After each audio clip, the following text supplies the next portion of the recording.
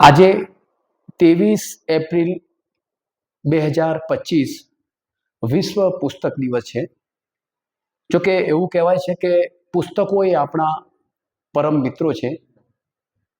આજે વિશ્વ પુસ્તક દિવસે જોકે હું એક ગૌરવવાળી વાત કરીશ કે મારા જ વિદ્યાર્થી મહેશભાઈ ઓડ તરીકે એમનું જાણીતું નામ છે.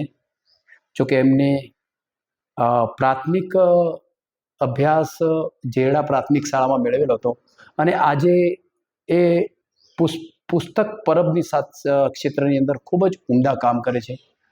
મહેશભાઈ, આજે હું તમને આજે વિશ્વ પુસ્તક દિવસે આજે આપણે મળવા માટે મુલાકાત માટે આવેલો છું.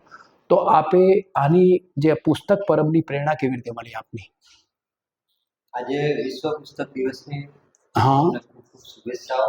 Thank you very much. પવિત્ર દિવસે આપ આ પુસ્તકો વિશેનો જે વિચાર મને મૂકવાનો એક મોકો આપ્યો છે, ખૂબ ખૂબ આભાર. ધન્યવાદ. પુસ્તકો એ આપણો એક આત્મા છે. સરસ. પુસ્તકોને આપણે સ્પર્શ કરીએ છીએ હા હા, તો પણ એક એની અનુભૂતિ છે ને એ અલગ વિશેષ પ્રકારની થતી હોય છે. બરાબર. એટલે પુસ્તકોનો મારો વિચાર એવી રીતે આવે હા હા, કે કોઈ પણ પુસ્તક એકવાર બની જાય છે, બરાબર એને બરાબર આપણે ખરીદીએ છીએ, તો ખરીદ્યા પછી આપણે જ્યારે એકવાર વંચાઈ જાય પછી આપણે પડી રાખીએ છીએ, બરાબર. તો એ પુસ્તક વારંવાર એનો ઉપયોગ થાય. હા હા, એ પુસ્તકને બીજી વાર આપણે ખરીદવું ના પડે, બરાબર. અથવા બીજી વાર એને બનાવવું નવું ના પડે. એના માટે જૂના પુસ્તકોનો જ ઉપયોગ વધુમાં વધુ થાય એવા પ્રયત્નથી આપણે પુસ્તક પરબનું એક અભિયાન ચલાવ્યું હતું. ખૂબ સરસ, ખૂબ સરસ. એમાં જૂના પુસ્તકો આપણે ઘરે ઘરે ફરી અને કલેક્શન કર્યું હતું. બહુ સરસ. એ જ પુસ્તકો વધુમાં વધુ લોકોને આપણે ફ્રીમાં મફતમાં વાંચવા આપતા હતા, જેનાથી જૂના પુસ્તકોનો વારંવાર ઉપયોગ થાય. એમને નવા બનાવવા માટે પર્યાવરણને ધારતું વૃક્ષોનું કટિંગ થતું હોય તો એ પણ ઓછું થાય. આપણે એને ખરીદવા માટે જે પૈસા લગાડવા પડે છે એ બી ના લગાડવા પડે. ખૂબ સરસ. આપણે એક સારા અને ઉમદા વિચાર સાથે આ એક અભિયાન શરૂ. બહુ સરસ. આપનો જે વિચાર હતો ખૂબ જ ઉમદા વિચાર હતો. ખૂબ સુંદર મજાની વાત કરી છે.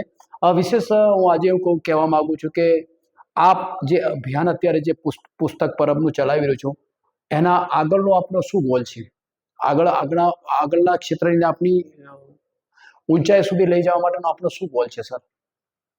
આ અભિયાનને હજુ વેગ આપવાનો પ્રયત્ન કરી રહ્યા છીએ અને જેટલા પુસ્તકો જૂના પુસ્તકો ઘરે ઘરે આમનામ પડી રહેલા છે, જે પસ્તીમાં જાય છે અને ફાટી જાય છે, એના કરતાં એ જ પુસ્તકો વધુના વધુ લોકો સુધી પહોંચે અને એનો વધુનો વધુ લાભ લોકોને મળે એવો પ્રયત્ન કરીએ છીએ. ખૂબ સરસ મજાની વાત કરી આપે કે પુસ્તકો જેટલા લોકો સુધી પહોંચે એવી સુંદર મજાની આપે વાત કરી.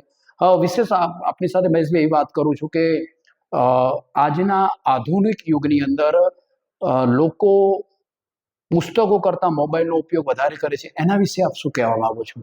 મોબાઈલનો ઉપયોગ પોઝિટિવ અને સારી રીતે થાય તો બરાબર છે, નહીંતર ઘણીવાર એનો ઉપયોગ સારી જગ્યાએ કરવાની જગ્યાએ દુરુપયોગ વધી રહ્યો છે. બરાબર. એ જ જો આપણે પુસ્તકોનો ઉપયોગ થકી બાળકોને પણ આપણે એમાં પુસ્તકોનો ઉપયોગ વધુમાં વધુ બાળકો દ્વારા પણ થાય એવો પ્રયત્ન આપણે કરવો જોઈએ, જેનાથી પુસ્તકોમાં સારા વિચારો છે એ બાળકોમાં આવી શકે. બરાબર. બહુ સરસ મજાના. મહેશભાઈ, જોકે મેં ઘણીવાર આપણને ઘણા જે ધાર્મિક કાર્યક્રમો થતા હોય છે એ કાર્યક્રમની અંદર તમારી પુસ્તકની પરબ ગોઠવેલી મેં પણ જોયેલી છે. જોયા પછી એમને ઘણો બધો આનંદ આવતો હતો કે કેટલું સુંદર મજાનું પ્રેરણાદાયી આપ કામ કરો છો. અમે ધારો કે યોગના એક્ઝિબિશન થતા હોય અથવા યોગના મોટા મોટા કાર્યક્રમો થતા હોય કે કોઈ જાહેર કાર્યક્રમો થતા હોય, સોસાયટીમાં કોઈ કોમન પ્લોટ હોય તો ત્યાં પાથરણું કરી અને ત્યાં બાળકોને સોસાયટીના ભેગા કરી અને એ બાળકોને પુસ્તકને જોવે, પુસ્તકને વાંચે. બહુ સરસ. એવા પ્રયત્નો પણ ભૂતકાળમાં સારા એવા કર્યા છે. ખૂબ સરસ. અને એમાં ઘણી એવી સફળતા પણ મળી હતી અને બધાને આ એક કોન્સેપ્ટ છે કે જે લોકોને પુસ્તકો તરફ વાળવા એ પ્રયત્ન ઘણો બધો સફળ રહ્યો છે. બહુ સરસ મજાની.